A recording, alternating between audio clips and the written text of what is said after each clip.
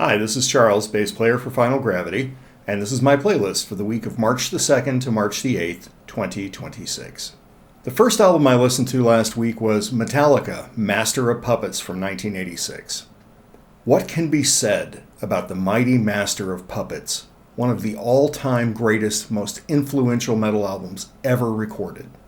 That it was groundbreaking, that it was ahead of its time, that it was a melding of prog rock and some of the fastest, most accurate playing ever recorded at that time. Even People magazine picked Master of Puppets to be in its top 10 albums of '86. If People magazine knew what was up, you can bet all the rest of the cognoscenti did too. I believe Metallica peaked with Master of Puppets, and that's primarily due to the death of Cliff Burton after the album was released, but before they had written and recorded And Justice for All. And Justice for All was a bit of a flailing attempt to keep melding prog and metal, but it came across as sort of directionless and lost. It was a second-guessing misfire with one of the worst mixes I've ever heard in my life, except for Saint Anger years later. The version of Master of Puppets I listened to was remastered by Steve Hoffman and is available on the DCC label on a gold CD, and it is the best version I have heard. The next album I listened to last week was by Jupe Walters, False Poetry from 2011. This instrumental release is a solo album in more than one sense of the word. This guitarist from the Netherlands' fourth full solo album is almost all Jupe. He played all the guitars, bass, did all the synths, recorded it, engineered it, and I think he might have even mixed it as well. I would have to check the notes to be sure. Live drums are provided by Atma Anur, who's familiar to you if you used to listen to Shrapnel Records releases in the 1980s. He was all over those. And Patrick Edams. Bet I didn't say that right. The first track right out of the gate sets the tone for the whole album. It's a difficult-to-count Morse code exercise in odd meter that segues into a sinister-sounding, chromatic, descending riff. It's somewhere between prog rock, metal, and hard rock. The guitar leads in this track have a distinct jazz fusion flavor. As the album goes on, you will continue to hear more difficult-to-count odd meter material, some of it jazzier, some of it heavier, but all written and played with a very high level of technical execution. Walter's guitar leads are intense, fluid, and often very fast. He is a beast. Listen to the descending arpeggios in Savior, or the insane flurries of notes in Rage of 10, and prepare to be impressed. Also of note is a guest appearance by keyboardist Vivian Lalu. 11 years later, both Walters and Lalu would be members of the band A to Z, a project of ex-Fates Warning drummer Mark Zonder. They were, however, only on the first album. The next album I listened to was by Ghosts of Glaciers, their self-titled album from 2012.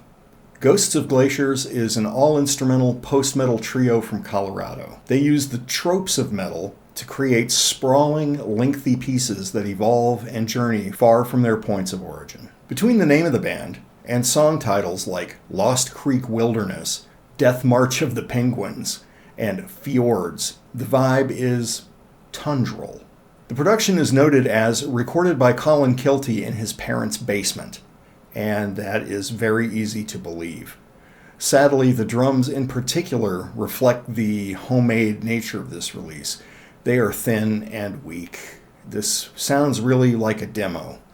The guitars also lack the heft and the size needed to successfully deliver that wall of sound that they were going after, as evidenced by what they sounded like on their subsequent records. If you can get over the production, there are crushing, syrupy tempos on tap that occasionally close in on stoner metal territory. This is contrasted with pensive, almost delicate passages. Fear not if you like your metal faster and less moody. There is a brief passage of double-time thrashing hiding deep in the track, a reimagined synthesis. The band improved greatly after this, their debut outing, but their ambitions are clear here on this first release, and it's an interesting artifact if you have only heard their later, newer material. The next album I listened to was by Dune, DVNE, the Progenitor EP from 2013. This is the first outing for this outfit. It's essentially 4 proper songs with a brief intro, an interlude, and a closing instrumental track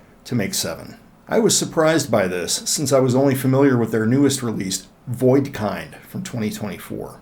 That album could be called progressive death metal or technical death metal, But this record is much more of a stoner doom vibe. Lots of fuzzy guitars and shouted, not sung vocals. It's lacking in the breadth and variety of sounds that they would bring to their later releases.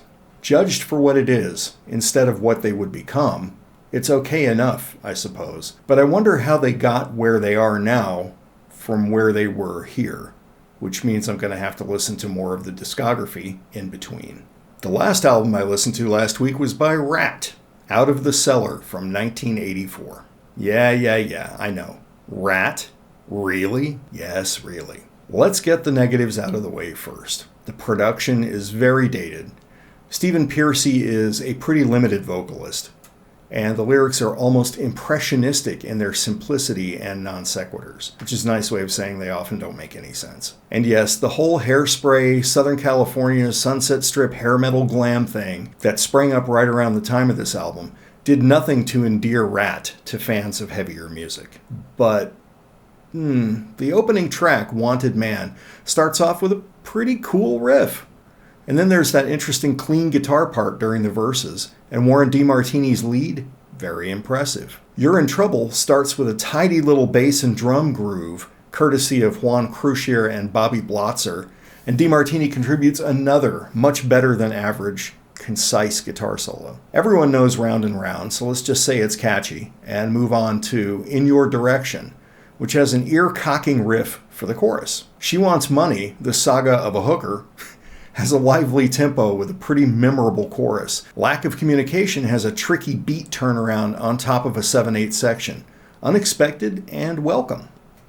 Back for More features a little dash of syncopation during the verses that didn't have to be there, and the chorus will stick in your head for years. The Morning After is a 145 beat per minute charger, relatively speaking, of course, and I'm Insane continues with those fast tempos. Overall, pretty much every track on this album has some little thing to recommend it over the average stuff that was coming out of LA at that time and subsequently. Really, it is not a huge stretch to hear the blues rock roots that stretch all the way back to Aerosmith. I know, not very far, but they are buried under the glossy production.